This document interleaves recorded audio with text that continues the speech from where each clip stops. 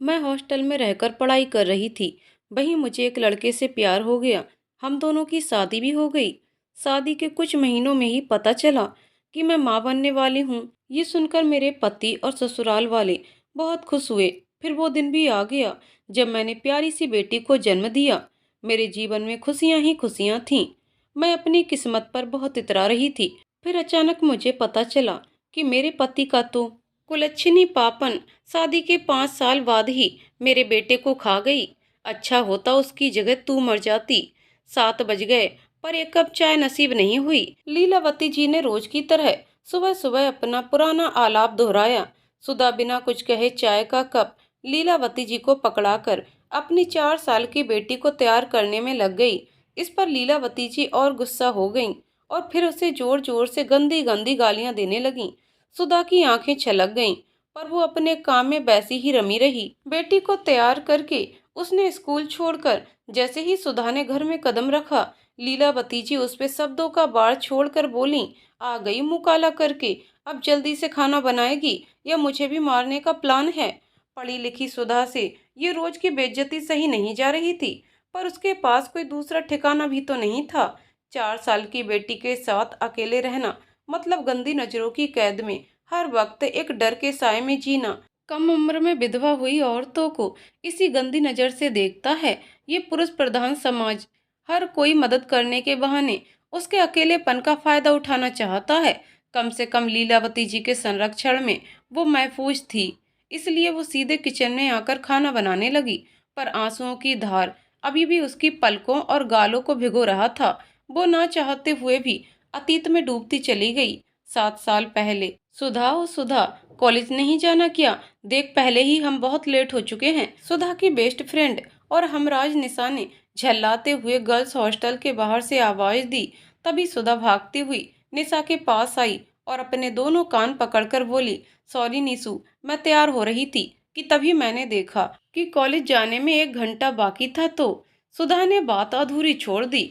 निशा, तो तू अपनी फेवरेट सीरियल देखने लगी होगी। सही कहा ना? अब ये बता, तूने कुछ खाया भी है या ऐसे ही आ गई? सुधा ने मासूमियत से, लेट हो गई थी इसलिए कुछ नहीं खा पाई। कैंटीन में कुछ खा लूंगी। आइंदा से नहीं करूंगी, पक्का प्रॉमिस। निशा मुस्कुराते हुए, तू नहीं सुधरेगी। हर हफ्ते तू मुझे प्रॉमिस करती है और फिर तोड़ देती है। अब कॉलेज चल, मैं तेरे लिए गर्मा गर्म कचौरी और तेरी फेवरेट आलू की सब्जी लाई हूँ। लाइब्रेरी पीरियड में खा लेना। सुधा निशा के गाल खींचकर, थैंक यू सो मच। तू मेरा कितना ख्याल रखती है। निशा झूठा गुस्सा दिखाते हुए, अब मेरे गाल छोड़ेगी भी? सुधा शरारत से, हाँ हाँ, मैंने गाल जरा से खींच क्या लिए? तू गुस्सा हो गई? अब जीजू तुझे परेशान करेंगे तो? तब तो तुझे बहुत मजा आएगा। निशा, पहले जीजू मिल तो जाएं। ऐसा ना हो मुझसे पहले तू ही निपट ले। सुधा मुंह बनाकर बोली, मुझे इन फालतू चक्करों में नहीं पड़ना। दोनों बातें करते करते अपने क्लासरूम में घुस रही थी कि सुधा एक लड़के से टकरा गई। लड़के ने सॉरी कहा तो सुधा भुनभुनाने लगी, पहले तो जानबूझकर टकरा जाते हैं, फिर सॉरी बोलकर अच्छे होने की एक्टिंग करते हैं। मैं खूब समझती हूँ ऐसे लड़कों को। वो लड़का कमरे से निकलते हुए, एक्सक्यूज मी, क्या कहा आपने? मैं जानबूझकर टकराया आपसे? खुद की शक्ल देखी है आईने में? सुधा इन सब यादों में खोई हुई थी कि लीलावती चिल्लाते हुए, मर गई है क्या? इतनी देर हो गई है पर अभी तक खाना नहीं बना। पता नहीं किसके ख्यालों में डूबी रहती है महारानी। सुधा, बस अभी लाई माँ जी। सुधा ने डिनर टेबल पर लीलावती जी की प्लेट लगाई और खुद भी उनके साथ खाने बैठ गई। लीलावती जी खाना खाते हुए सुधा की प्लेट को घूर रही थी, पर सुधा इसकी परवाह किए बिना खाना खाने लगी। सुधा ने जैसे ही अपने प्लेट में थोड़ा सा और चावल लिया, लीलावती जी बोली, और कितना खाएगी? मेरे बेटे को खाकर तेरा पेट नहीं भरा? आखिर मेरा कसूर क्या है? विकास जी के चले जाने का दुख आपसे ज्यादा मुझे है। आखिर मेरे पति थे वो। क्यों इतनी नफरत करती हैं आप मुझसे और कुहू से? सुधा ने बिलखते हुए कहा। लीलावती जी गुस्से से, मुझसे जवान लड़ाएगी? विकास की जिद की वजह से तेरी जैसी लड़की को अपनाना पड़ा, जिसके ना जात का पता न धर्म का। मेरा वश चलता तो तुझे कब का उठाकर फेंक देती। सुधा लीलावती जी और खुद की प्लेट उठाकर किचन के बाकी के काम निपटाने लगी। अभी कुहू को लाने में वक्त था तो सुधा अपने कमरे में आकर लेट गई और फिर से अपने अतीत में खोने लगी। सुधा को उस लड़के की बात पर बहुत गुस्सा आया, पर तब तक प्रोफेसर क्लास में आ गए। वो उस लड़के से ध्यान हटाकर पढ़ाई में लग गई। लाइब्रेरी पीरियड में दोनों कैंटीन आ गईं। सुधा निशा की टिफिन खोलते हुए, वह क्या खुशबू है, भूख और बढ़ गई है। निशा बस सूंघेगी ही या खाएगी भी। सुधा पहला निवाला मुंह में डालते हुए, मजा आ गया। आंटी को मेरी तरफ से थैंक यू बोल देना। निशा बोल दूंगी, पर मुझे भी तो खाने दे। सुधा निशा की तरफ टिफिन बढ़ाते हुए, ले तू भी खा ले। दोनों सहेलियां बातें करते हुए कचौरी खाने लगीं कि तभी सुधा की नजर उसी लड़के पर पड़ी। सुधा उसे घूरते हुए निशा से बोली, क्या देखकर प्रिंसिपल ने इसका एडमिशन एक्सेप्ट किया है? देखने में अंकल लगता है। हाँ, हम लोगों से थोड़ा बड़ा है, पर अंकल टाइप भी नहीं है। कितना हैंडसम तो लग रहा है। निशा ने उस लड़के का जायजा लेते हुए कहा। सुधा कुछ बोलने ही वाली थी कि तभी एक लड़का उस लड़के को गुड आफ्टरनून सर, फिर कुछ और लड़कों ने जब उस लड़के को गुड आफ्टरनून कहा तो सुधा ने तो अपना माथा पीट लिया। निशा, बाप रे, तूने नए प्रोफेसर से पंगा ले लिया। अब तो वो जमकर हमारी क्लास लेंगे। सुधा ने घबराते हुए, हाँ यार, पर अब मैं क्या करूं? वो तो मेरी जान ही ले लेगा। निशा, पहले तो उन्हें आप बोल और अभी चलकर उनसे माफी मांग ले। मुझे लगता है वो माफ कर देंगे। सुधा, ठीक है। सुधा ने अपने आजू बाजू देखा और फिर उस लड़के की टेबल की तरफ बढ़ी और फिर चेयर खींचकर उसके बगल में ही बैठ गई। निशा भी सुधा के बगल में बैठ गई।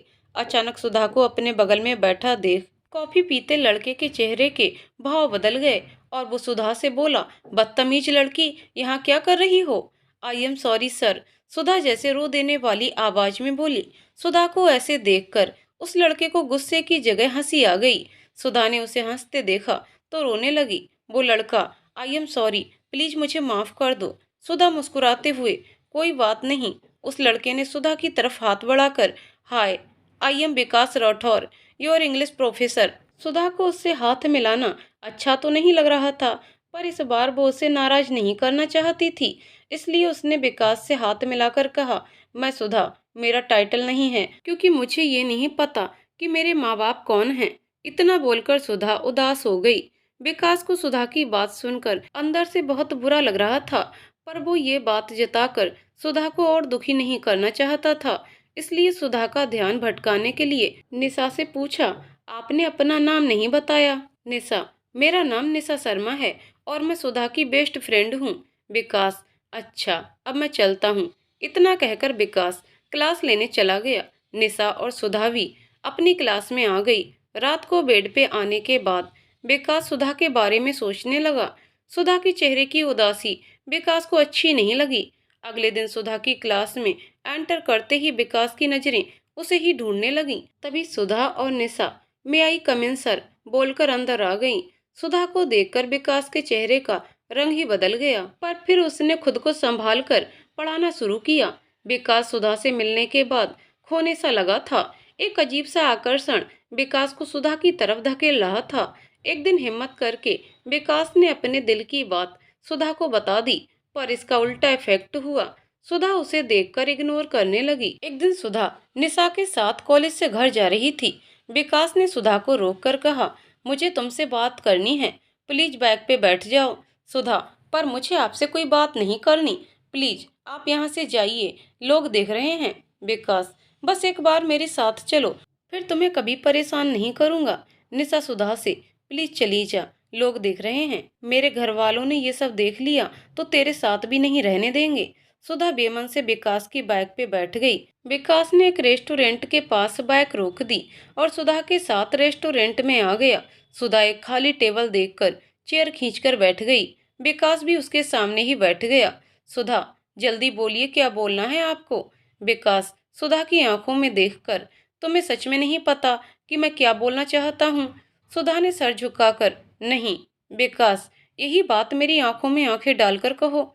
सुधा ने विकास की आंखों में अपने लिए प्यार देकर पलकें झुका लीं। विकास, क्या हुआ, बोलो। अब तो मुझे यकीन हो गया कि तुम भी मुझे पसंद करती हो। मैं वो वजह जानना चाहता हूँ जिसकी वजह से तुम मुझसे दूर रहती हो। सुधा, मैंने बोला ना कि ऐसी कोई वजह नहीं है। विकास, ठीक है, फिर आज के बाद मैं तुम्हें कभी परेशान नहीं करूँगा।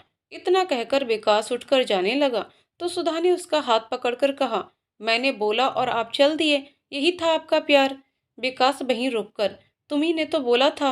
कि तुम मुझे पसंद नहीं करती तो क्या करता, बोलो।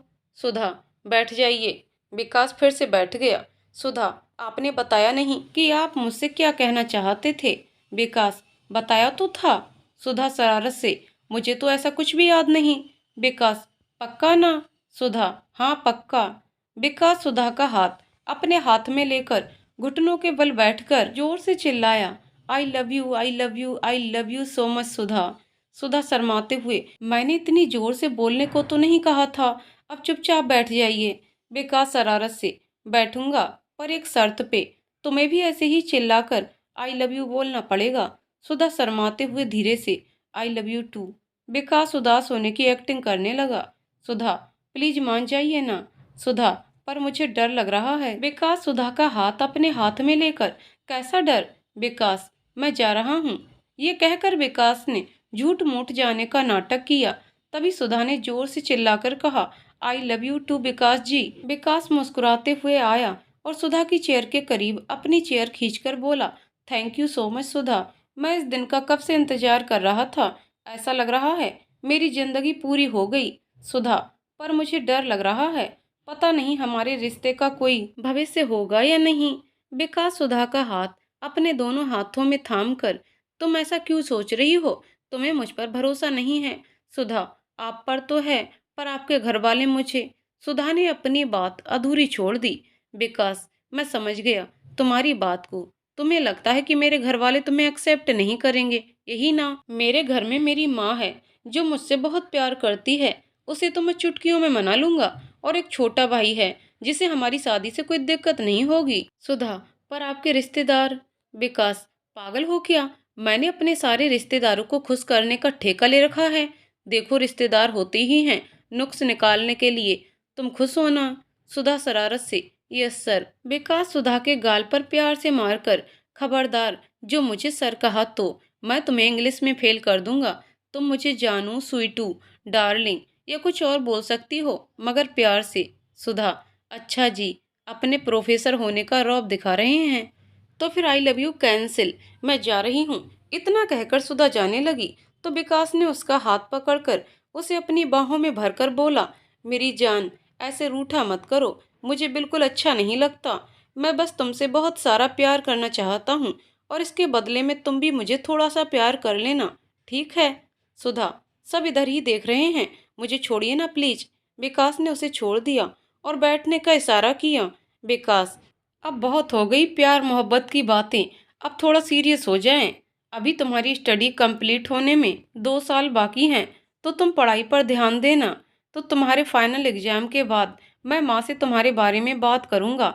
और एक बात, हमारे प्यार के बारे में निशा के अलावा किसी को मत बताना, वरना कॉलेज में हमारे बारे में तरह तरह की बातें होंगी। कॉलेज में मैं बस तुम्हारा प्रोफेसर रहूँगा, हाँ, पर इसका मतलब ये नहीं कि तुम मुझसे बच जाओगी। मैं हर संडे तुम्हें हॉस्टल से सुबह पिक करूँगा, हम दिन भर साथ घूमेंगे।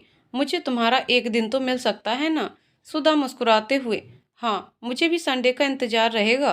विकास उदासी से, मैं तो पूरे हफ्ते संडे का इंतजार ही करूँगा। जल्दी जल्दी पढ़ाई खत्म करो, मुझे पूरा वक्त चाहिए तुम्हारा।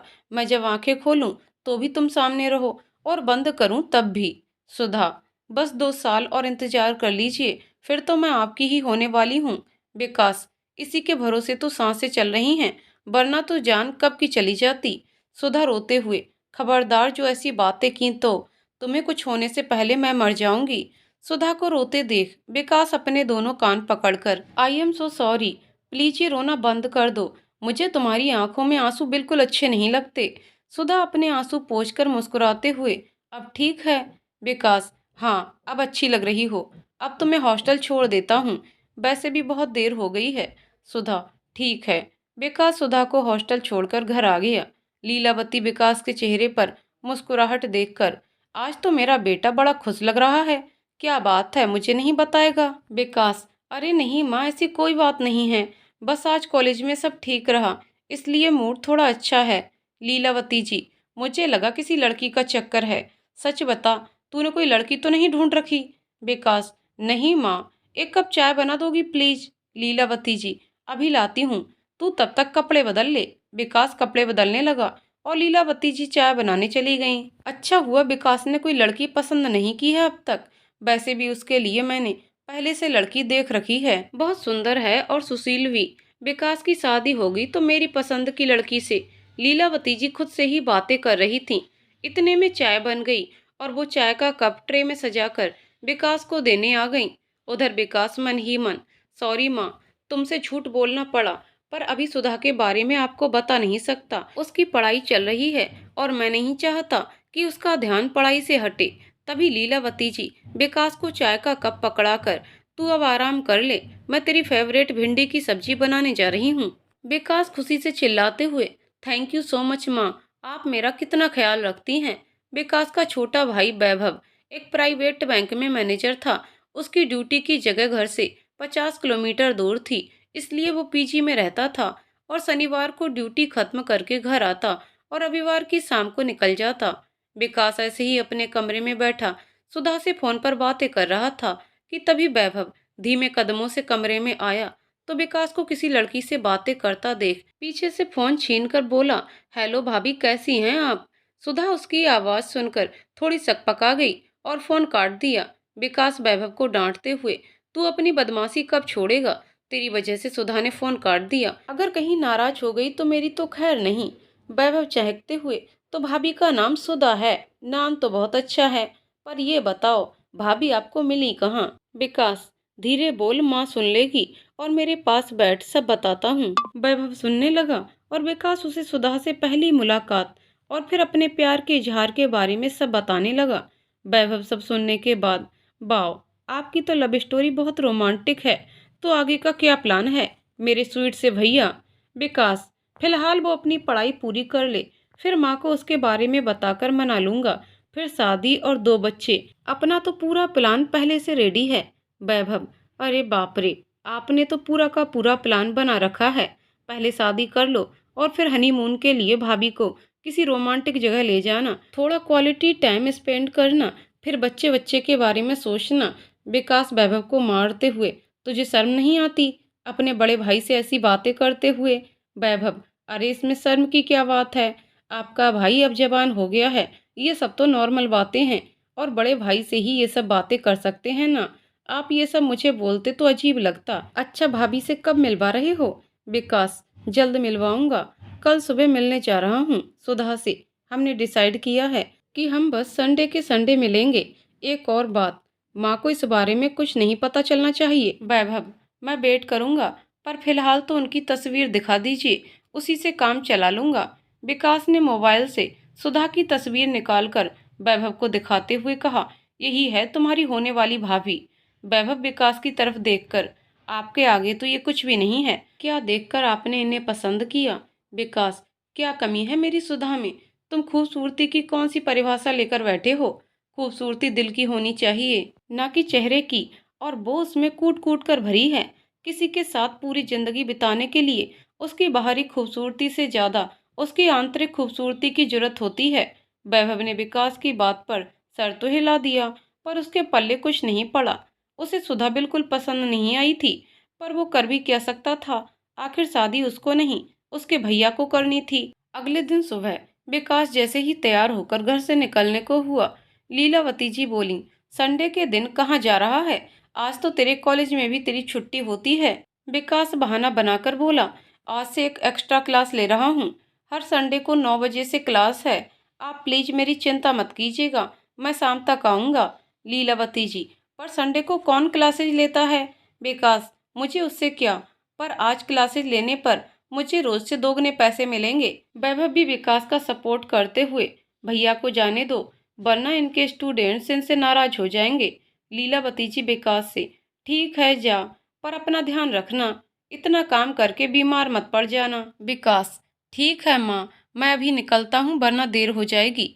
विकास ने बाइक की चाबी ली और तेजी से वहां से निकल गया। वो जब सुधा के हॉस्टल के पास पहुंचा तो वो पहले से ही उसका इंतजार कर रही थी। विकास को देखते ही वो उसकी बाइक पे पीछे बैठ गई और दोनों शहर के दूर एक पुराने खंडहर के पास आ गए। वहां बस इक्का दुक्का लोग थे। सुधा ने बाइक से उतरकर विकास से मुंह फेर लिया।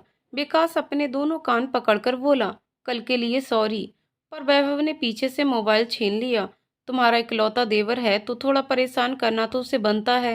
मैं तो उनकी आवाज़ सुनकर घबरा गई थी, इसलिए डर के मारे फ़ोन काट दिया। सुधा मासूमियत से बोली। विकास के कंधे पर सर रखकर बैठ गई। विकास बहुत शैतान है मेरा भाई, और बहुत प्यारा भी। तुम्हें जल्द ही उससे मिलवाऊंगा। सुधा, मुझे भी उनसे मिलना है और उस दिन के लिए माफ़ी भी मांगनी है। विकास सुधा की उंगलियों में अपनी उंगली फंसाकर बहुत इंतजार किया इस दिन का। तुम्हें सामने देखकर भी तुमसे दूर रहना किसी सजा से कम नहीं था, पर बहुत मुश्किल से दिल को संभाला। आज मुझे तुमसे ढेर सारी बातें करनी है। दोनों बहुत देर तक मोहब्बत की बातें करते रहे। वहां से विकास सुधा को रेस्टोरेंट ले गया और खाना खाकर दोनों टहलते सुधा के हॉस्टल की तरफ चल पड़े। विकास जब सुधा को छोड़कर जाने लगा तो सुधा ने उसे टाइट हग किया और बोली, विकास जी, मैं आपके बगैर और नहीं रह सकती। प्लीज मुझे अपने साथ ले चलो। विकास, थोड़ा सा इंतजार कर लो, उसके बाद तो हम शादी कर ही लेंगे। तुमसे ज्यादा मैं बेकरार हूँ तुम्हें अपनी बाहों में भरने के लिए। फिर तो मैं तुम्हें सारी उम्र परेशान करूंगा, तुमसे रात भर प्यार करूंगा। विकास की शरारत भरी बातें सुनकर सुधा ने शर्म से नजरें झुका लीं। इसी तरह मिलते 2 साल बीत गए और सुधा का फाइनल एग्जाम भी खत्म हो गया। इन 2 सालों में लीलावती जी ने विकास से कितनी ही बार शादी की बात की, पर वो हर बार टालता रहा। एक दिन विकास लीलावती जी से, माँ आप आज आराम करो, मैं खाना होटल से ऑर्डर कर देता हूँ। रोज काम करके आप थक जाती होंगी। लीलावती जी, आज माँ की बड़ी चिंता हो रही है। मैं कब से कह रही हूँ कि शादी कर ले। बहू आ जाएगी तो मुझे भी काम में हाथ बटाने वाली कोई मिल जाएगी और मेरा अकेलापन भी दूर हो जाएगा। विकास, अब मैं शादी को तैयार हूँ। तू बता, तुझे कैसी बहू चाहिए? मैं कल ही तेरे सामने वैसी बहू लाकर खड़ी कर दूंगा। लीलावती जी, बहू ढूंढने की तू चिंता मत कर। मैंने एक सुंदर और संस्कारी लड़की देख रखी है। मीरा नाम है उसका। मैं उसकी माँ को फोन कर देती हूँ कि 2 दिन बाद ही हम रिश्ता तय करने आ रहे हैं। विकास, लीलावती जी के दोनों हाथ थामकर, आपसे मैंने झूठ कहा था माँ। मैं एक लड़की को पसंद करता हूँ। कॉलेज में मिला था उससे। पता नहीं कब मुझे उससे प्यार हो गया। उसकी बीए की पढ़ाई चल रही थी, इसलिए आपको पहले नहीं बताया। माँ वो बहुत अच्छी है, आप उससे मिलोगी तो खुश हो जाओगी। लीलावती जी को तो मानो जोर का धक्का लग गया। उन्होंने कभी सपने में भी नहीं सोचा था कि जिस बेटे पे उन्हें इतना नाज था और जिसके बारे में वो सबसे कहा करती थी कि वो मेरी पसंद की लड़की से ही शादी करेगा, वो उनका सर यूं नीचा नहीं करने देगा। जब लीलावती जी बहुत देर तक बुत बनी बैठी रहीं, तो विकास उनके पैरों में लिपट कर रोते हुए बोला, प्लीज माँ, ऐसे चुप मत रहो, मुझे मारो, मुझे डांट लगाओ। लीलावती जी विकास से बहुत प्यार करती थीं, इसलिए वो अपने गुस्से को काबू करके बोली, चलो जो हो गया वो हो गया, अब मुझे अपनी बहू से तो मिलवा दे। मैं भी तो देखूं कि ऐसी कौन सी लड़की है जिसके पीछे तू पागल बना फिर रहा है। विकास, सच माँ, आप उससे मिलना चाहती हैं? लीलावती जी, हाँ सच, कल उसे घर लेते आना। विकास लीलावती जी के गले लगकर, थैंक यू सो मच माँ, आप नहीं जानती कि मैं इस बात को लेकर कितना परेशान था कि पता नहीं आप मानेंगी भी या नहीं। सुधा के बिना मैं जिंदगी गुजारने के बारे में सोच भी नहीं सकता। लीलावती जी, अगर मुझे वो पसंद नहीं आई तो फिर भी उससे शादी करेगा? विकास, आपके आशीर्वाद के बिना मैं शादी कर सकता हूँ। लीलावती जी विकास का माथा चूमकर, जीते रहे मेरे लाल, तेरे जैसा बेटा भगवान सबको दे। विकास मुस्कुराकर, और आपके जैसी प्यार करने वाली माँ भगवान किसी को ना दे, क्योंकि आपके जैसी प्यार करने वाली माँ तो बस मेरे पास ही है। थोड़ी देर लीलावती जी से सुधा के बारे में बातें करने के बाद विकास सीधा अपने कमरे में आया और सुधा का नंबर डायल करने लगा।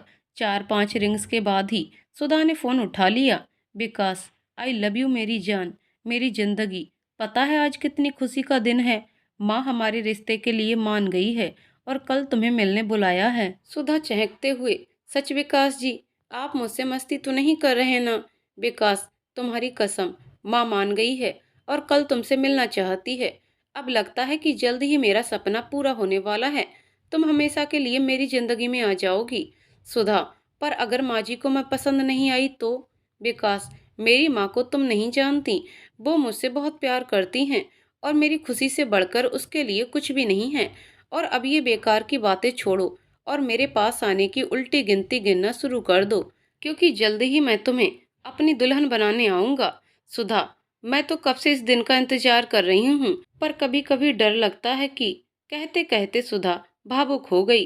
विकास, तुम्हें भरोसा नहीं है मुझ पे? देखना सब कुछ ठीक होगा। मैं तो पंडित जी से सेटिंग करके इस महीने की ही तारीख निकलवा लूंगा। अब तो एक पल भी तुम्हारे बिना रहा नहीं जाता। सुधा, अच्छा जी, इतनी बेसब्री है आपको। विकास, तो क्या तुम्हें नहीं पता कितना पागल हो गया हूँ तुम्हारे बिना? ना ठीक से सो पाता हूँ, ना जाग। कॉलेज में तुम्हें रोज देख लिया करता था, पर तुम्हारे एग्जाम की वजह से कई दिनों से तुमसे ठीक से मिल भी नहीं पाया। सुधा, मेरा भी मन नहीं लग रहा है। कई दिनों से लगता है कब आपके पास आ जाऊं। तभी माँ के कमरे की तरफ आने की आहट सुनकर विकास बोला, अच्छा अब मैं फोन रखता हूँ, माँ इधर ही आ रही है। सुधा, ओके बाय, लव यू। विकास धीमी आवाज में, लव यू टू। अगले दिन विकास सुधा को लेने हॉस्टल पहुंचा तो सुधा हॉस्टल के दरवाजे पे ही उसका इंतजार कर रही थी। हल्के गुलाबी रंग के सूट में वो बहुत खूबसूरत लग रही थी। विकास तो उससे नजरें ही नहीं हटा पा रहा था।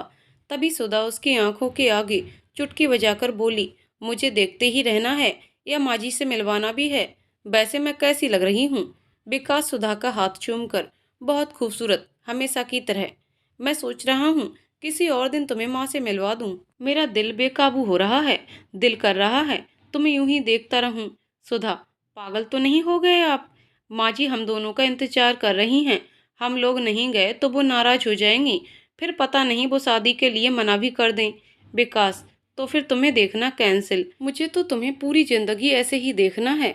घर चलते हैं फिर, तुम तैयार हो ना? सुधा, आ गई आपकी अक्ल ठिकाने?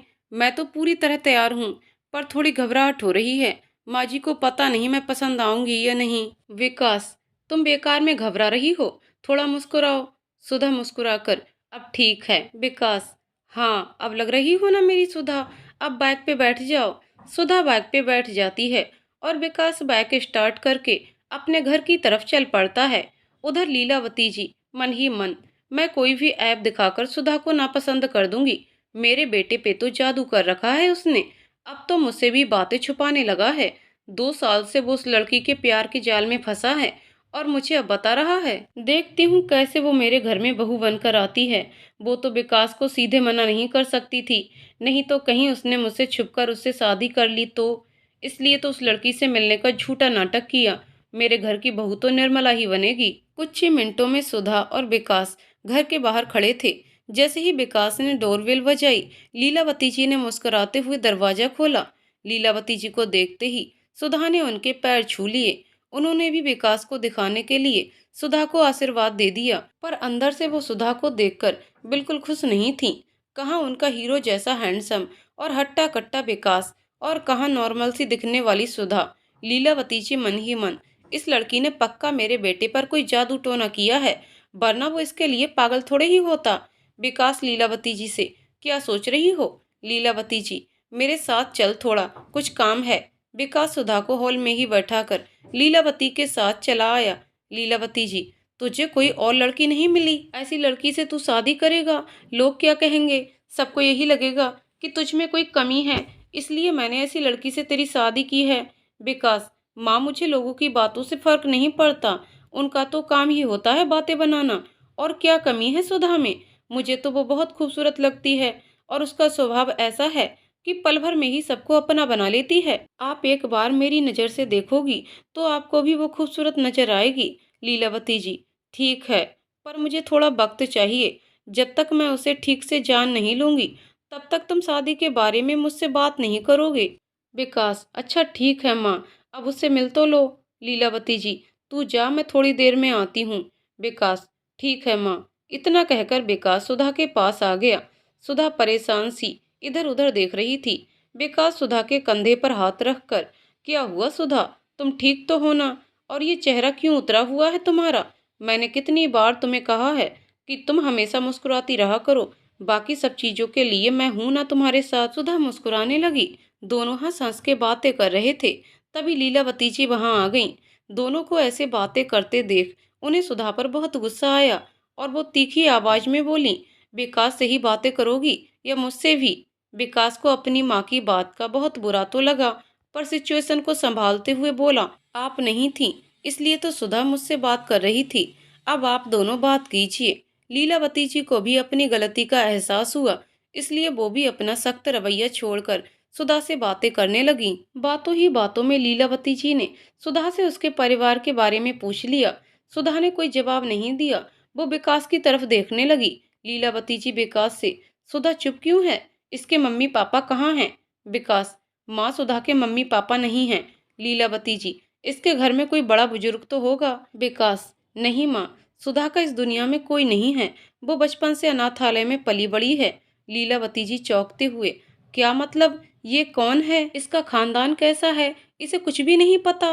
विकास, माँ मुझे इस बात से कोई फर्क नहीं पड़ता कि सुधा का खानदान कैसा है या इसके मम्मी पापा कौन थे। मुझे इतना पता है कि सुधा बहुत अच्छी लड़की है और इससे अच्छी जीवन संगिनी मुझे नहीं मिल सकती। विकास की बात सुनकर लीलावती जी गुस्से में पैर पटकते हुए अपने कमरे में चली गई। सुधा रोने लगी तो विकास उसे समझाते हुए बोला, तुम बस हिम्मत रखो, मैं अपनी माँ को मना कर ही रहूंगा। अगर मेरी शादी होगी तो वो तुमसे, नहीं तो मैं किसी से शादी नहीं करूंगा। सुधा, पर माँ जी नहीं मानी तो? विकास सुधा का मूड ठीक करने के लिए बोला, तो हम पहले की तरह छुप छुप कर मिला करेंगे। मुझे तो ऐसे मिलने में बहुत मजा आता है ना? याद है वो दिन जब मैंने तुम्हें प्रपोज किया था और तुमने भी मुझे आई लव यू बोला था? वो दिन मेरी जिंदगी का सबसे खूबसूरत दिन था। मुझे तो विश्वास ही नहीं हो रहा था कि तुम मुझ जैसे खड़ूस इंसान को पसंद करोगी। सुधा, किसने कहा कि आप खड़ूस हैं? आप बहुत अच्छे हैं। मैं बहुत किस्मत वाली हूँ कि आप मुझे मिले हैं, वरना हम जैसे अनाथों को कहाँ अच्छी किस्मत नसीब होती है। विकास सुधा के मुंह पर हाथ रखकर, खबरदार, जो खुद को अनाथ बोला तो मैं हूं ना तुम्हारे लिए। सुधा अपने दोनों कान पकड़कर, सॉरी, आगे से कुछ नहीं बोलूंगी। विकास, इस बार माफ किया, पर आगे से ऐसा कुछ बोला ना तो हमेशा के लिए तुमसे दूर चला जाऊंगा। सुधा नाराज होकर जाने लगी तो विकास ने उसका हाथ थामकर रोकते हुए गाना गाया, अजी रूठ कर यूं कहाँ जाइएगा, जहाँ जाइएगा हमें पाइएगा। उसका गाना सुनकर सुधा का गुस्सा उड़नछू हो गया। वो विकास से झूठ मूठ नाराज होने का नाटक करने लगी। विकास, यार मान जाओ ना, जानती हो ना कि तुम नाराज हो जाती हो तो मुझे कुछ भी अच्छा नहीं लगता। सुधा, मैं एक शर्त पे आपको माफ करूंगी। आपको कान पकड़कर 10 बार उठक बैठक करना पड़ेगा। विकास ने जैसे ही कान पकड़कर उठक बैठक करना शुरू किया, सुधा ने उसका हाथ पकड़कर रोकते हुए कहा, पागल हैं आप? मैंने बोला और आपने छोटे बच्चे की तरह उठक बैठक करना भी शुरू कर दिया। मैं तो मजाक कर रही थी। विकास, तुमने बोला तो कैसे नहीं करता? तुम जानती हो ना कि तुम मेरे लिए सब कुछ हो। तुम्हारी खुशी के लिए मैं कुछ भी कर सकता हूँ। सुधा विकास के सीने से लगकर, इतना प्यार करते हो आप मुझसे? विकास, इससे भी ज्यादा। चलो अब तुम्हें हॉस्टल छोड़ दूं, फिर सोचूंगा कि मम्मी को कैसे मनाऊं। सुधा, प्लीज जल्दी मनाइएगा माँ जी को। अब मैं आपके बिना एक पल भी नहीं जीना चाहती। विकास, दूर तो मुझसे भी नहीं रहा जाता तुमसे। मुझे इसी महीने तुमसे शादी करनी है। माँ को तो मान नहीं पड़ेगा, वरना वो मुझे हमेशा के लिए खो देंगी। सुधा विकास से अलग होकर, प्लीज जो भी कीजिएगा उससे माँ जी को तकलीफ ना हो। वो बहुत प्यार करती हैं आपसे। इनकी जगह पे मैं भी रहती तो ऐसे ही रिएक्ट करती। विकास, पता है मुझे कि माँ मुझसे बहुत प्यार करती है। एक बार को वो वैभव से रूठ सकती है, पर मुझसे नहीं। मुझ में जान बसती है उनकी।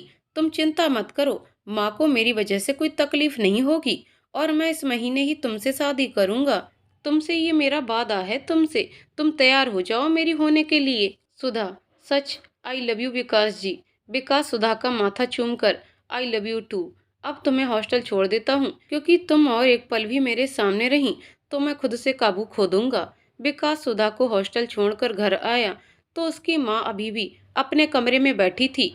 विकास लीलावती जी के पैरों के पास बैठा तो लीलावती जी ने नजर फेर लिया, पर विकास भी कहाँ हार मानने वालों में से था। विकास, मुझसे बात भी नहीं करोगी? इतनी नाराज है मुझसे? लीलावती जी ने कोई जवाब नहीं दिया तो विकास आगे बोला, माँ आप एक बार मेरी तरफ तो देखिए। आप तो जानती हैं कि आपसे बात किए बिना मैं एक दिन भी नहीं रह सकता। मैं बचपन से आपसे छोटी मोटी चीजों की जिद करता रहा और आप मेरी हर जिद पूरी भी करती रहीं। यहाँ तक कि मैंने आपसे जो भी मांगा वो आपने मुझे उससे बढ़कर ही दिया। यहाँ तक कि आप मुझे वैभव से भी ज्यादा प्यार करती हैं। जानती हैं, माँ पापा के जाने के बाद मुझे ज्यादा तकलीफ नहीं हुई, क्योंकि आप थी मेरे साथ। मेरी माँ, मेरे पापा, मेरा सब कुछ बनकर आपने दोस्त की तरह आज तक मेरी हर ज़रूरत को समझा है और मेरा साथ भी दिया है, और आज ऐसे मुँह फेर रही हैं। आपको अपने बेटे पे बिल्कुल भी भरोसा नहीं है ना? ये कहते-कहते विकास रो पड़ा, जो लीलावती जी से बिल्कुल भी देखा नहीं गया। आखिर वो लीलावती जी का लाडला जो था, मैं तुझसे कहाँ नाराज़ हूँ। मुझे तो उस लड़की से दिक्कत है, जिसकी ना जात का पता ना धर्म का, पता नहीं किसकी नाजायज औलाद हो। लीलावती जी विकास की ओर देखकर बोली, विकास, माँ आप आज के समय में इन बातों पर विश्वास करती हैं? माना कि सुधा के बारे में मुझे कुछ नहीं पता। सच कहूँ तो अगर मुझे पता भी चला होता तो मुझे इस बात से कोई फर्क नहीं पड़ता। सुधा सीधी सादी और समझदार लड़की है, जो आजकल की बनावटी की दुनिया से बिल्कुल अलग है। उसका ये चरित्र और स्वभाव किसी सरनेम का मोहताज नहीं है। जानती हैं, ये अच्छे अच्छे परिवारों की लड़कियां कॉलेज में चार चार बॉयफ्रेंड लेकर घूमती हैं और आधुनिकता के नाम पर लड़कों के साथ लिव इन में भी रहती हैं, वो भी बिना शादी के। फिर भी उन्हें कोई कुछ नहीं कहता, क्योंकि उनके नाम के पीछे उनके परिवार का सरनेम जो लगा होता है। अपने पड़ोस में ही देख लीजिए, शर्मा अंकल जी की बेटी घर से भाग गई थी। गुप्ता अंकल जी की बेटी देर रात शराब पीकर धुत होकर लड़कों के साथ घर आती है। किसी को उनसे कोई दिक्कत नहीं होती, पर सब सुधा जैसी शरीफ और इज्जतदार लड़की पर उंगली उठाते हैं। लीलावती जी सुधा की तारीफ सुनकर तुनक कर बोली, बड़ा सुधा की वकालत करता फिर रहा है। मुझे तो लग रहा है मैं अपने बेटे से नहीं, सुधा के वकील से बात कर रही हूँ। इतनी ही शरीफ है तेरी सुधा, इसलिए तो उसने तुझे अपने प्यार के जाल में फांस लिया। ऐसी लड़कियों को मैं अच्छे से जानती हूँ। अच्छे घरों के लड़कों को अपनी अदा से रिझाकर पैसे लूटती हैं। बेकास बिलख कर, माँ आप मुझे जो बोलना चाहो बोल दीजिए, जितना कोसना है कोस दीजिए, पर उसके बारे में कुछ भी उल्टा पुल्टा मत बोलिए। आप एक औरत होकर दूसरी औरत के लिए इतना गलत कैसे बोल सकती हैं? सुधा का इन सब में कोई दोष नहीं है। अगर किसी का दोष है तो वो मैं हूँ। एक और बात, माँ सुधा मेरे पीछे नहीं पड़ी थी। आपका ये शरीफ बेटा जिस पे आपको बहुत नाज है ना, वही सुधा के पीछे पड़ा था। वो तो बार बार मुझे मना करती रही, पर मैं ही नहीं माना। मैंने उससे बोला कि मेरी माँ मुझे समझेगी, पर मैं गलत था। आप भी और लोगों की जैसी ही हैं। माँ आपकी मर्जी के बगैर मैं सुधा से शादी तो नहीं करूँगा, पर अगर मेरी शादी उससे नहीं हुई तो आप मुझे हमेशा के लिए खो देंगी। लीलावती जी गुस्से से, तो कान खोलकर सुन ले, मैं तेरी शादी उस जादूगरनी से नहीं होने दूंगी। विकास भी बुलंद आवाज में, तो अपने बेटे को खोने के लिए तैयार हो जाइए। इतना कहकर विकास घर से निकल गया। लीलावती जी बड़बड़ाते हुए, जा चला जा, जब दिमाग ठंडा हो जाएगा तो खुद ब खुद वापस आ जाएगा। रात को विकास अपने दोस्त के पास ही रुक गया। लीलावती जी ने अपने अहम में ये जानने की कोशिश भी नहीं की कि वो कैसा है और कहाँ है। 1 से 2 और 2 से 4 दिन हो गए। लीलावती जी ने गुस्से में ये भी जानने की कोशिश नहीं की कि उनका बेटा कहाँ है, कैसा है। विकास वैभव के जरिए माँ का हाल चाल पूछ लेता था। वैभव ये देखकर परेशान था। शनिवार को जब वैभव घर आया तो लीलावती जी रोते हुए उसे अपना दुखड़ा सुनाने लगीं। वैभव जानता था कि लीलावती जी यहाँ गलत हैं, और अगर उसने अभी परिस्थिति को नहीं संभाला तो बहुत देर हो जाएगी और माँ और बेटे के रिश्ते में दरार आ जाएगी। वैभव माँ को समझाते हुए, माँ आज तक भैया ने वही किया जो आप चाहती थी। आज जब वो बस शादी अपनी मर्जी से करना चाहते हैं तो आप उनका साथ क्यों नहीं दे रही? आखिर जिंदगी तो उन्हीं को गुजारनी है भाभी के साथ। लीलावती जी, तू भी अपने भाई की तरफदारी करने लगा। 4 दिन से तेरा भाई घर नहीं आया, ना ही उसने ये जानने के लिए एक फ़ोन किया कि मैं ठीक हूँ या नहीं। उसी लड़की ने कहा होगा कि मुझसे बात नहीं करने को। वैभव, माँ आपने एक बार भी ये जानने की कोशिश की कि भैया कहाँ हैं और किस हाल में हैं? और रही बात भैया की, तो वो रोज़ मुझसे आपके बारे में पूछते हैं। आप बार बार भाभी को दोष दे रही हैं, पर आपको ये नहीं लगता कि उनकी जगह पर कोई और लड़की होती तो अब तक दोनों की शादी हो गई होती? माँ आपको भैया पे नाज होना चाहिए कि वो इतना सब होने के बावजूद आपका इतना ध्यान रखते हैं। आपका भी तो फर्ज है उनकी खुशी का ध्यान रखना। मैंने भैया को इतना परेशान कभी नहीं देखा। वो रोते नहीं, पर उनका दर्द उनकी आवाज़ में साफ झलकता है। भैया की हालत मुझसे देखी नहीं जा रही। अगर उन्हें कुछ हो गया तो आप जिंदगी भर पछताती रहोगी। लीलावती जी बेचैनी से वैभव को देखकर, तू सच कह रहा है? मेरा बेटा इतना परेशान है और मैं अपने अहम में बैठी हूँ? नहीं, मैं विकास को खुद से दूर नहीं होने दूंगी। मैं अभी उसे फ़ोन करके कहती हूँ कि घर आ जा, वो जैसा चाहता है वैसा ही होगा। इतना कहकर लीलावती जी विकास का नंबर डायल करने लगी। विकास माँ का नंबर देखते ही कॉल रिसीव करके बोला, हेलो माँ, तुम ठीक तो हो ना? लीलावती जी, मैं ठीक हूँ, पर तू ठीक नहीं लग रहा। तेरी तबीयत तो ठीक है ना? नाराज है मुझसे? विकास, मैं ठीक हूँ। लीलावती जी, घर आ जा, तेरी शादीशुदा से ही होगी। विकास, सच माँ, आप शादी के लिए तैयार हैं? लीलावती जी, हाँ हाँ, अब घर आ जा जल्दी, तेरी खुशी से बढ़कर कुछ नहीं है मेरे लिए। विकास खुशी से चिल्लाते हुए, थैंक यू सो मच माँ, बस आधे घंटे में घर पहुंच रहा हूँ। लीलावती जी, जल्दी आ, तुझे देखने का मन कर रहा है। विकास ने ठीक है बोलकर कॉल कट कर दिया और सुधा का नंबर डायल करने लगा। अभी 2 ही रिंग हुई थी कि सुधा ने कॉल रिसीव कर लिया। विकास, माँ मान गई शादी के लिए। सुधा, क्या? सुधा को तो जैसे अपने कानों पर विश्वास ही नहीं हो रहा था। विकास, माँ हमारी शादी के लिए तैयार हो गई है, खुद को तैयार कर लो मेरी दुल्हन बनने के लिए। सुधा, आप सच कह रहे हैं ना? माँ जी सच में मान गई हैं? विकास, हाँ, आज माँ का फोन आया था, बोल रही थी कि वापस आ जा, तेरी शादीशुदा से ही होगी। अच्छा, अब मैं घर के लिए निकल रहा हूँ, कल मिलते हैं, शादी की शॉपिंग भी तो करनी है। सुधा, ओके बाय। विकास बाय बोलकर फोन काट कर बैग से घर निकल गया। लीलावती जी विकास को देखते ही उससे लिपटकर रोते हुए बोली, मुझे माफ कर दे, मैंने तुझे और सुधा को गलत समझ लिया, पर अब मेरी आंखें खुल गई हैं। अब वही होगा जो तू चाहता है। मैं कल ही पंडित जी को बुलाकर शादी का शुभ मुहूर्त निकलवाती हूँ। विकास, थैंक यू माँ, मुझ पे इतना विश्वास करने के लिए। मैं वादा करता हूँ कि सुधा की तरफ से आपको कभी शिकायत का मौका नहीं मिलेगा। वैभव, दोनों को यूं गले मिलते देखकर हो गया हो माँ बेटे का मिलाप, तो कोई मुझ पर भी थोड़ा ध्यान देगा। मैं भी हफ्ते भर बाद घर आया हूँ, भैया तो अब यहीं रहने वाले हैं। विकास वैभव के पास आकर बोला, देख रहा हूँ तुझे बहुत जलन हो रही है मुझसे। वैभव, जलन तो बहुत होती है आपसे, क्योंकि माँ मुझसे ज्यादा आपसे प्यार करती हैं, पर आज आप दोनों को एक साथ देखकर खुशी भी हो रही है। अब भाभी आ रही हैं ना, तो उनका इकलौता देवर होने की वजह से उनका सारा प्यार और दुलार तो मुझे ही मिलेगा। देख लीजिएगा, मैं भाभी को अपनी साइड में कर लूंगा। विकास रोनी सूरत बनाकर, वो तो है, तू उससे मिलते ही उसे अपनी साइड कर लेगा, फिर मेरा क्या होगा? वैभव विकास का चेहरा देखकर हंसते हुए बोला, ड्रामा करने में आप भी कम नहीं हो। उसकी बात सुनकर विकास मुस्कुरा दिया और दोनों को मुस्कुराते देखकर लीलावती जी भी मुस्कुराने लगीं। पंडित जी ने सीधे 6 महीने बाद का मुहूर्त बताया, जिसे सुनकर विकास ने अपना माथा पीट लिया। तभी उसे एक आइडिया आया और उसने लीलावती जी को पंडित जी के लिए चाय नाश्ता लाने को कहा। लीलावती जी चाय लाने चली गईं, तो विकास पंडित जी से बोला, पंडित जी, शादी की तारीख इस महीने की नहीं निकल सकती? पंडित जी, बिल्कुल नहीं, इस महीने तो क्या, अगले 5 महीनों तक शादी का कोई योग नहीं है। विकास पंडित जी के हाथ में 2000 रखकर, देखिए कहीं इस महीने में कोई शुभ दिन निकल जाए। आप तो परम ज्ञानी हैं, आप चाहें तो कुछ भी कर सकते हैं। पंडित जी जेब में पैसा डालकर फिर से पोथी देखने लगे। तभी लीलावती जी चाय नाश्ता लेकर आ गईं। पंडित जी लीलावती जी से खुश अंदाज में, अरे इस महीने की 25 तारीख को बहुत सुंदर शादी का योग बन रहा है। ऐसा योग 10 सालों में एक बार ही बनता है। पता नहीं इस पे कैसे मेरा ध्यान नहीं गया। लीलावती जी, पर हम इस महीने शादी नहीं कर सकते। शादी की ढेर सारी तैयारियां करनी हैं। आखिर इस घर की पहली शादी है, सारे रिश्तेदारों को भी तो बुलवाना है। इन सब चीजों में समय लगता है। पंडित जी चुप हो गए। तभी वैभव बोला, भैया और मैं हूं ना, सब कुछ टाइम पर हो जाएगा।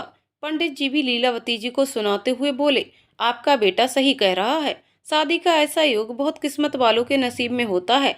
अगर इस महीने में शादी नहीं हुई तो आप लोग बाद में पछताएंगे। लीलावती ने कुछ देर के लिए सोचा और हाँ कर दिया। शादी की तैयारियां होने लगीं और 15 दिन के अंदर ही विकास और सुधा की शादी हो गई। विकास और सुधा की नई गृहस्थी बहुत अच्छे से कट रही थी। विकास जैसा पति पाकर सुधा भी बहुत खुश थी।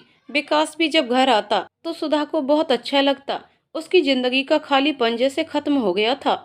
लीलावती जी ने शादी के लिए हाँ भले ही कर दिया था, पर वो सुधा से थोड़ी कटी कटी रहती थी और बस काम पड़ने पे ही बात करती थी। पर सुधा उनको खुश रखने की हर कोशिश करती रहती और उनकी जरूरत का हर ध्यान रखती थी। धीरे धीरे लीलावती जी को भी एहसास होने लगा कि वो सुधा के बारे में गलत राय रखती थी। वरना तो उसकी जगह पर कोई और लड़की होती तो उनका उतना ध्यान कभी नहीं रखती। इसलिए उन्होंने भी धीरे धीरे सुधा को अपना लिया। सब कुछ बहुत अच्छा चल रहा था। सुधा ने तो कभी सपने में भी नहीं सोचा था कि उसकी जिंदगी इतनी खूबसूरत होगी। एक दिन अचानक काम करते करते सुधा बेहोश हो गई। विकास को जब ये बात पता चली तो वो तुरंत उसे डॉक्टर के पास ले गया। डॉक्टर ने जब बेहोश होने की सही वजह बताई तो विकास की खुशी का ठिकाना न रहा। सुधा माँ बनने वाली थी। विकास ने जब सुना तो वो तो जैसे खुशी से पागल हो गया। सुधा भी बहुत खुश थी। उसकी जिंदगी में एक नई खुशी ने दस्तक जो दी थी। विकास ने जब लीलावती जी को सुधा के प्रेग्नेंट होने की खबर दी तो लीलावती जी भी बहुत खुश हुई। दिन गुजर रहे थे। विकास और लीलावती जी सुधा का बहुत ध्यान रख रहे थे। और फिर वो दिन भी आ गया जब सुधा ने एक सुंदर सी बेटी को जन्म दिया। देखने में वो बिल्कुल अपने पापा जैसी लगती थी। विकास ने जब अपनी बेटी के नन्हे नन्हे हाथों को स्पर्श किया तो उसकी आंखों में खुशी के आंसू आ गए। आज उस छोटी सी जान ने उसे नई पहचान जो दी थी वो थी पापा की। सुधा के तो जैसे आंसू ही नहीं थम रहे थे। एक अनाथ की तरह जिंदगी गुजारने वाली सुधा की तो पूरी की पूरी दुनिया ही बदल गई थी। माँ जैसी सास, भाई जैसा देवर, इतना प्यार करने वाला पति, सब कुछ था उसकी जिंदगी में। बस एक बच्चे की कमी थी, वो भगवान ने पूरी कर दी थी। लीलावती जी ने बड़े धूमधाम से विकास की बेटी का नामकरण करवाया और उस नन्ही सी जान को पीहू नाम दिया गया। पीहू नाम की तरह ही बहुत प्यारी थी। घर में सबकी जान उसमें बसने लगी थी। लीलावती जी का तो सारा वक्त ही पीहू के आगे पीछे घूमने में गुजर जाता था। समय के साथ विकास और सुधा का प्यार भी बढ़ता जा रहा था। दोनों हर मायने में परफेक्ट कपल थे। देखते देखते शादी के 5 साल पूरे हो गए थे। सुधा की जिंदगी में सब कुछ बहुत अच्छा चल रहा था। सुधा को अपना जन्मदिन पता नहीं था, इसलिए विकास हर साल सुधा से अपनी पहली मुलाकात के दिन को सुधा के जन्मदिन की तरह मनाता था। बस इस साल भी उसी दिन विकास ने सुधा के लिए एक सरप्राइज डिनर प्लान किया था और इसलिए वो कॉलेज से घर आ रहा था ताकि वो सब कुछ अच्छे से कर सके। पहले ही कॉलेज में बहुत देर हो गई थी, इसलिए उसने बाइक की स्पीड थोड़ी तेज कर दी थी। बाइक चलाते हुए वो सुधा से अपनी पहली मुलाकात के बारे में सोचता मुस्कुराता गीत गुनगुना रहा था। वो अपने ख्यालों में इतना खो गया था कि उसे इस बात का ध्यान ही नहीं रहा कि उसकी तरफ तेजी से एक कार आ रही है। जब वो उसका ध्यान कार की तरफ गया तब तक बहुत देर हो गई थी और कार बिल्कुल उसके पास आ गई थी। विकास ने बाइक टर्न करने की कोशिश की पर तब तक कार उसकी बाइक को घसीटती हुई दूर तक ले गई। टक्कर इतनी तेज थी कि विकास की ऑन द स्पॉट डेथ हो गई। जैसे ही लीलावती जी और सुधा को इस बात की खबर मिली तो दोनों बिल्कुल टूट ही गईं। वैभव भी तुरंत घर के लिए निकल गया। सुधा तो बिल्कुल पागल ही हो गई थी। थोड़ी थोड़ी देर पे वो बेहोश हो जा रही थी। जैसे ही विकास की खून से सनी लाश घर आई तो लीलावती जी उससे लिपट कर रोने लगी। बेचारी पीहू को तो कुछ समझ ही नहीं आ रहा था। वो बार बार विकास की लाश के पास जा रही थी और पापा पापा बोलकर उसे उठाने की कोशिश कर रही थी, पर विकास अब लौटकर कहाँ आने वाला था। विकास ने सुबह ही लीलावती जी को इस सरप्राइज डिनर के बारे में बताया था और ये भी बताया था कि आज वो घर जल्दी आ जाएगा क्योंकि उसे सुधा को बहुत खूबसूरत सा तोहफा भी देना है। इस बात ने लीलावती जी के दिमाग में घर कर लिया और वो विकास की मौत का जिम्मेदार सुधा को ही मानने लगी। विकास के अंतिम संस्कार के बाद वैभव 2 हफ्ते के लिए घर ही रुक गया था ताकि वो माँ और भाभी को थोड़ा संभाल सके। सुधा ने तो बिल्कुल चुप्पी ही ठान ली। दूसरी तरफ लीलावती जी का स्वभाव अचानक से सुधा के प्रति बदल गया और वो हर छोटी से छोटी चीज के लिए सुधा को ताने देने लगी। वैभव को तो समझ नहीं आ रहा था कि क्या करे। लीलावती जी कुछ भी सुनने को तैयार ही नहीं थी।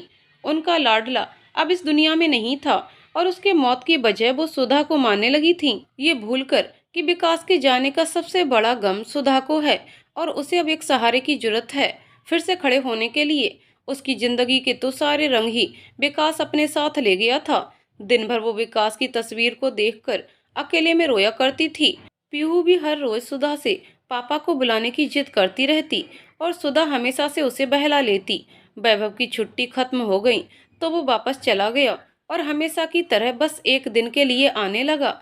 बस फोन करके वो रोज सबका हाल चाल जरूर पूछ लेता था। सुधा भी वक्त के साथ खुद को संभालने लगी थी क्योंकि अगर वो टूट जाती तो पीहू को कौन संभालता। और अब तो लीलावती जी भी पीहू से भी दूर ही रहती थीं। सुधा अपने अतीत में ही डूबी थी कि अलार्म की टिक टिक से फिर से वो अतीत से बाहर आ गई। देखा तो पीहू को घर लाने का समय हो गया था, इसलिए वो उसे लेने निकल पड़ी।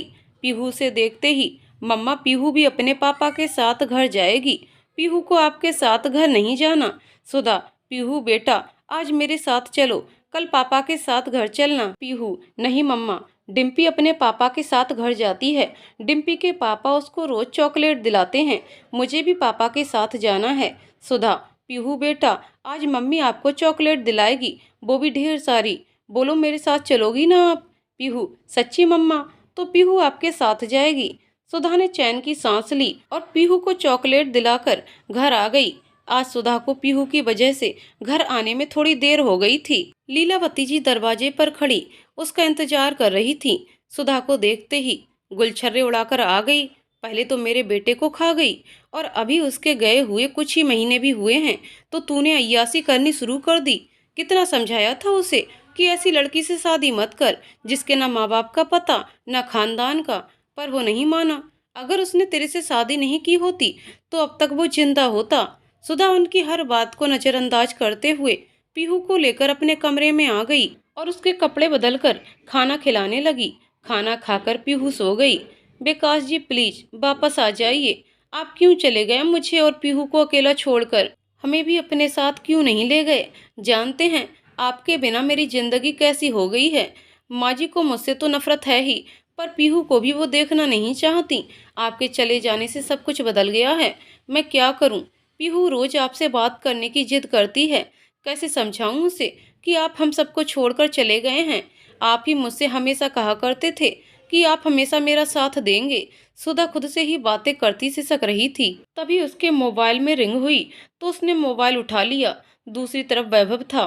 वैभव, हेलो भाभी, आप कैसी हैं? और पीहू ठीक है? सुधा भर्राई आवाज में, हम दोनों ठीक हैं।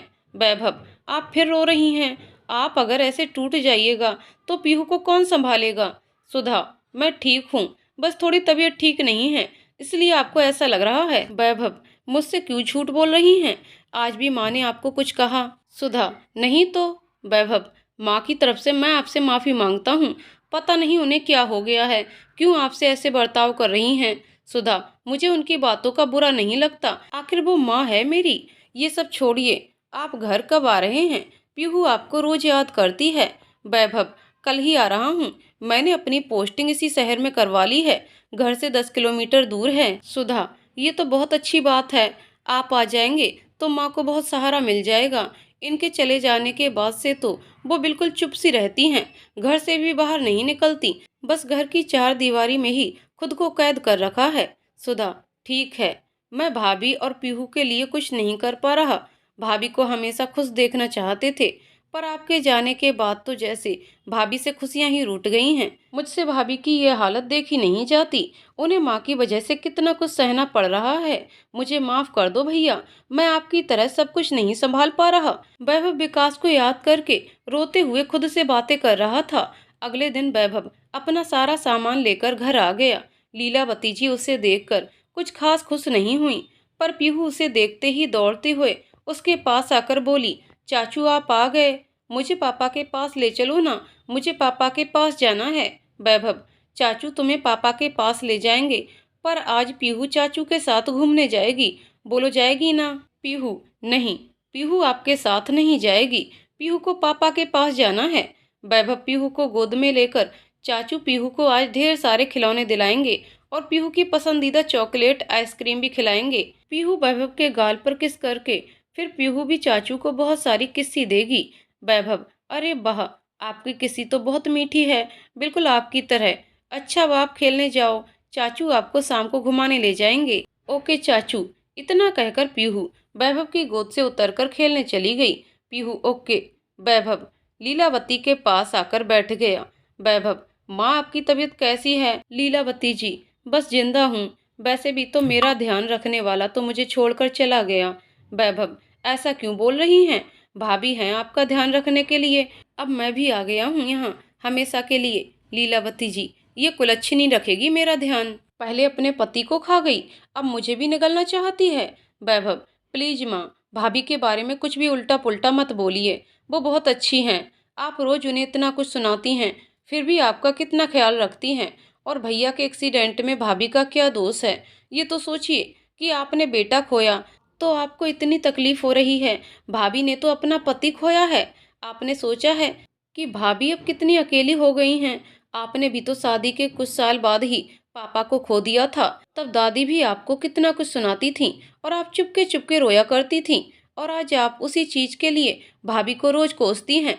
फिर आप में और दादी में अंतर क्या है? लीलावती जी वैभव को आंखें दिखाकर, क्या कहा तुमने? इस औरत से मेरी बराबरी करेगा? अब यही दिन देखना रह गया था मेरे नसीब में। वैभव भी आज माँ को जवाब देने के मूड में था। उससे भाभी की इतनी बेइज्जती बर्दाश्त नहीं हो रही थी। सुधा ने उसे रोकने की कोशिश की तो वो सुधा से बोला, प्लीज आप इस सब में मत पड़िए, मैं भी तो देखूं कि माँ के दिल में आपके लिए कितना जहर भरा पड़ा है। अब तक मैं ये सोचकर चुप था कि माँ ने अपना बेटा खोया है, इसलिए इनको सदमा लग गया है और ये ऐसे बर्ताव कर रही हैं। पर इन्हें तो भैया से कोई लगाव ही नहीं था। अगर होता तो ये कभी भी आपसे और पीहू से ऐसे बर्ताव नहीं करती। अगर इन्हें सच में भैया के जाने का गम होता तो ये उनकी हर प्यारी चीज को उतने ही प्यार से संभाल कर रखती जैसे भैया रखा करते थे। भैया सबसे ज्यादा पीहू और आपसे प्यार करते थे और उनके जाने के बाद सबसे ज्यादा आप दोनों को तकलीफ माँ ने ही दी है। लीलावती जी गुस्से में, तू मुझसे जबान लड़ाएगा, वो भी इस औरत के लिए? मुझे विकास के जाने का गम नहीं है। मुझे जितना मैं प्यार करती थी विकास से उतना कोई नहीं करता होगा। मेरी जान था वो, कितना कुछ कहा था उसे, एक बार भी उसने पलटकर मुझे जवाब नहीं दिया।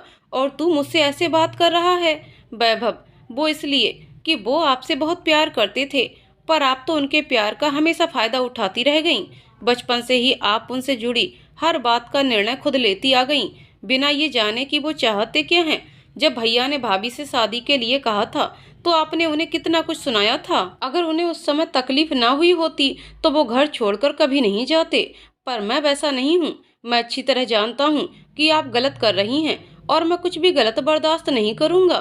फिर वैभव सुधा की तरफ देखकर, भाभी मुझे बहुत तेज भूख लगी है, प्लीज कुछ खाने को दीजिए। सुधा बिना कुछ बोले खाना लाने चली गई। उसे वैभव का माँ से वैसे बात करना अच्छा तो नहीं लग रहा था, पर उसे इस बात की खुशी थी कोई तो है जो उसका साथ देने वाला है।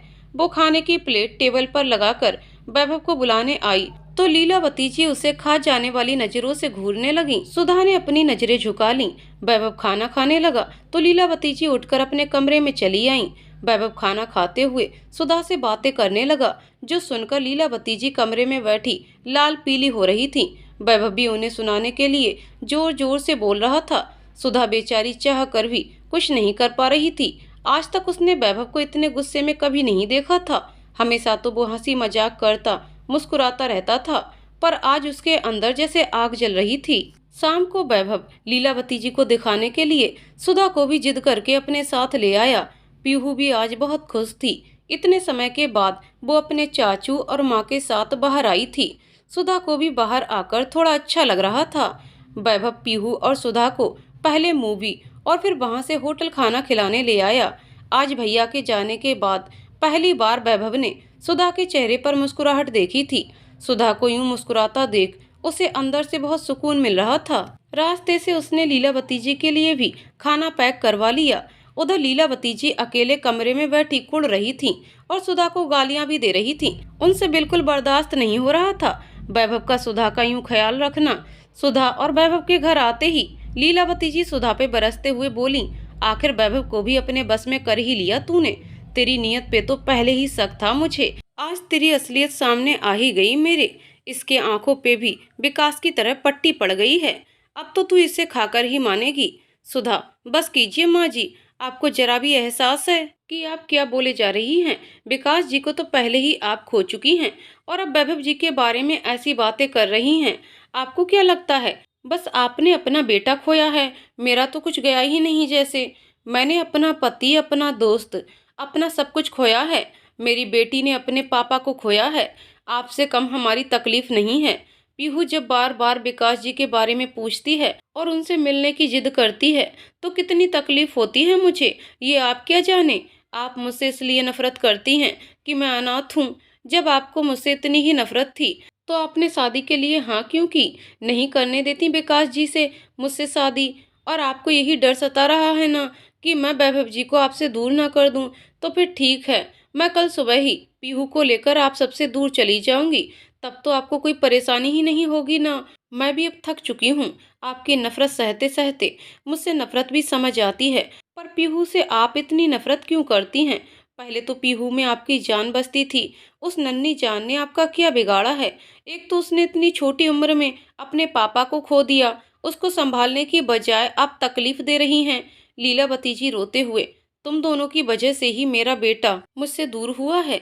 चली जा यहाँ से, कल से घर में सुकून तो रहेगा। तेरी वजह से मनहूसियत फैल गई है चारों तरफ। वैभव गुस्से में, इतनी नफरत है ना आपको भाभी से और पीहू से? तो ठीक है, भाभी और पीहू यहाँ अब नहीं रहेंगी, पर सिर्फ वो दोनों घर से नहीं जाएंगी, मैं भी जाऊंगा। अब रहिए आप अकेले इस घर में। सुधा वैभव से, आप माँ जी के पास रहकर उनका ख्याल रखिएगा। मैं और पीहू अकेले इस घर से जाएंगे। वैभव, अब तो मैंने पक्का इरादा कर लिया है कि अब मैं आपको इस तरह घुट घुट कर जीने नहीं दूंगा। आप मेरे साथ मेरे कमरे में चलिए, मुझे आपसे कुछ बात करनी है। सुधा, क्या बात करनी है, बोलिए। वैभव, यहाँ नहीं, कमरे में, मैं आपका इंतजार कर रहा हूँ, जल्दी आइए। वैभव अपने कमरे की तरफ जाते हुए बोला। वैभव को गुस्से में देखकर सुधा भी उसके पीछे पीछे कमरे में आ गई। वैभव सुधा को अपने पास बैठाकर, अब जो मैं बोलने जा रहा हूँ उसे ध्यान से सुनिएगा और समझने की कोशिश कीजिएगा। सुधा, हाँ बोलिए। वैभव, मैं आपसे शादी करना चाहता हूँ। ऐसा नहीं है कि मैंने आपको आज तक गलत नज़र से देखा हो, भैया की कसम, पर मैं आपको और पीहू को यूं घुट घुट कर जीते नहीं देख सकता। भैया की जान आप दोनों में बसती थी। आप दोनों को यूं तकलीफ में देखकर भैया की आत्मा को भी शांति नहीं मिल रही होगी। भैया मुझसे हमेशा कहा करते थे कि सुधा के चेहरे पर मुस्कुराहट देखकर वो जीते हैं। मुझे वही मुस्कुराहट वापस चाहिए। प्लीज ना मत कीजिएगा, आपको भैया की कसम।